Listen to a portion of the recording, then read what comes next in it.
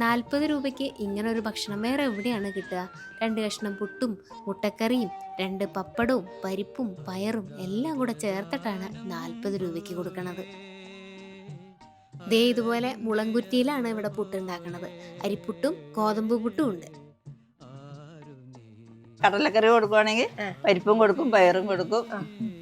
Combo എത്രയാ? 40 രൂപ. 40 രൂപയ്ക്ക്. ഇത് 40 രൂപയ്ക്ക് മുതലാവും കടലയുടെ പരിപ്പിന്റെ ഒക്കെ വിലക്ക് അനുസരിച്ചിട്ട്. കുഴപ്പമില്ല, ഭഗവാന്റെ അനുഗ്രഹം കൊണ്ടൊന്നും ഇപ്പൊ 100% ഹാപ്പിയാ. അത് മതി. പുട്ടിന്റെ കൂടെ പല കോമ്പിനേഷനും നമ്മൾ കഴിച്ചു നോക്കിയിട്ടുണ്ട് അല്ലേ? പക്ഷേ അതിനേക്കാളൊക്കെ സ്വാദാണ് കേട്ടോ ഈ പുട്ടും പപ്പടവും പരിപ്പും കൂടെ ചേർത്ത് കഴിക്കുമ്പോൾ. ഞാൻ ആദ്യമായിട്ട് കഴിച്ചു നോക്കിയതാ, ഒരുപാട് ഇഷ്ടമായി. ഞാനും അമ്പിയ ചേച്ചിയും കൂടെ ഒരുമിച്ചാട്ടോ ഭക്ഷണം കഴിച്ചത്. ചേച്ചിയുടെയും ഫേവറേറ്റ് ഇവിടുത്തെ പുട്ടും പരിപ്പും പപ്പടവും തന്നെയാണ്. 23 വർഷമായിട്ട് അമ്പിയ ചേച്ചിയും സോമൻ ചേട്ടനും കൂടെ വീടിനോട് ചേർന്ന് നടത്തുന്ന കടയാണ്. എല്ലാ ദിവസവും കടയുണ്ട്.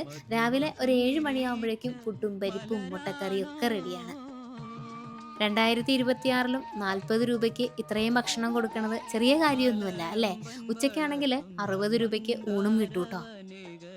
ലൊക്കേഷൻ വരുന്നത് എറണാകുളം ജില്ലയിലെ ഉദയംപേരൂരാണ്. മാളേക്കാട് ബാലസുബ്രഹ്മണ്യ സ്വാമി ക്ഷേത്രത്തിന്റെ മുൻപിലായിട്ട്. സോമൻ ടീ ഷോപ്പിന് ഗൂഗിൾ മാപ്പിലും ലൊക്കേഷൻ കിട്ടും.